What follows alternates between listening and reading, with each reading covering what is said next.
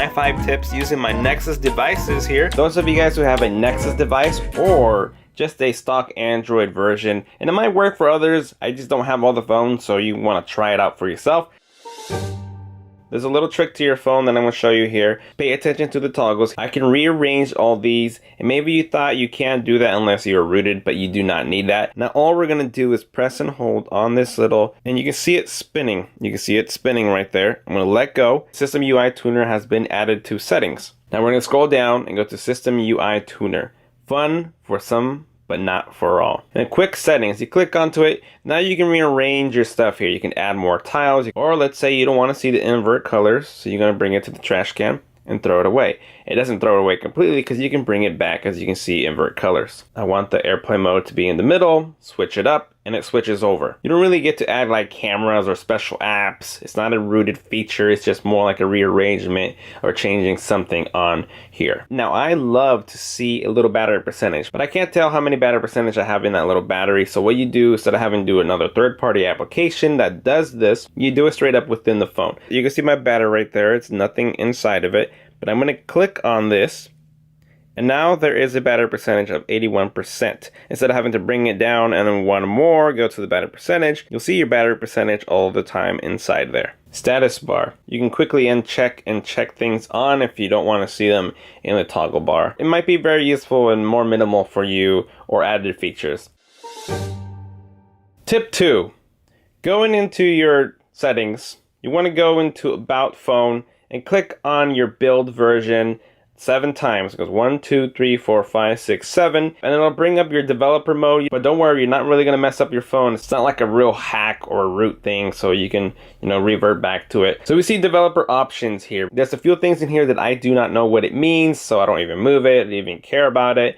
But you can see there's USB debugging mode. That's if you want to do some kind of computer hookup to do like tethering some sort with other applications or like bug reporting. I'm gonna hold the power button. You can see that's all we get. Select on that, now press the power button, now we get bug report. You can show touches, so if you want to see where your finger is hitting things, there's a little bubble there underneath my finger, you can't really tell. But if you want to see where it touches, so make sure it's registering, you can have that on and off. And this is where I used to come to all the time to change the animation scale, because maybe the way things pop up or move, you see that movement right there that comes up.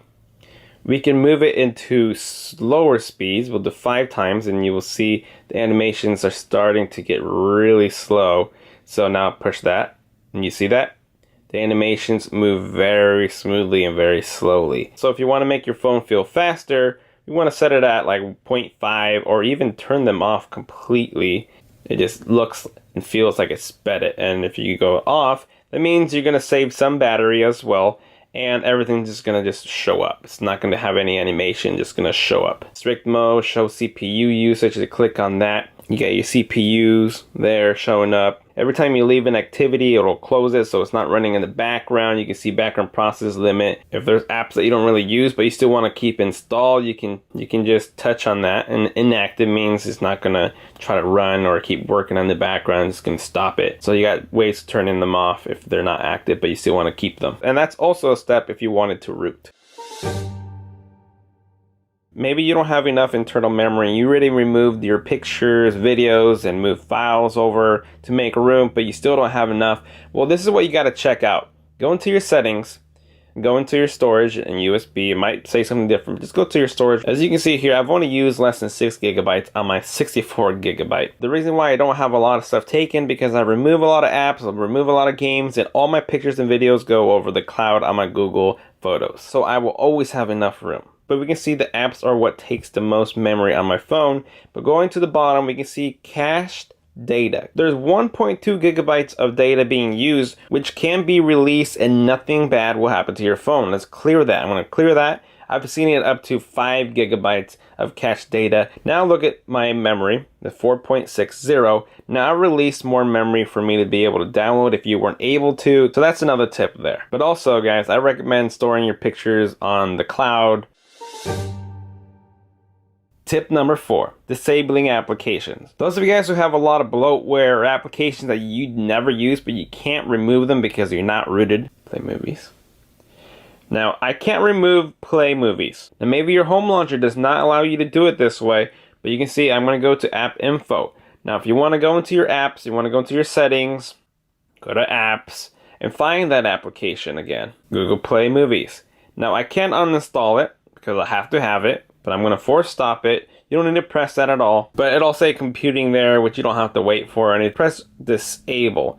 Now it says if you disable this app, other apps may no longer function as intended. Your data will also be deleted, which I'm totally fine because I don't ever use it. So I'm going to disable the app. Now it doesn't uninstall it from your phone. It just goes back to a factory version of uninstalling. It is disabled now. Let's go back into the drawer and you will see that it's no longer there. So I won't be annoyed with applications that are in my drawer, or it just won't be popping up or stuff being updated for it because I don't have it ready for it to try to work. So that's a disabled option. If you needed to bring it back, go back into your applications. If you don't have the option to choose from disabled, enabled, or applications, it's always going to be at the very bottom. And click on that, you see disabled.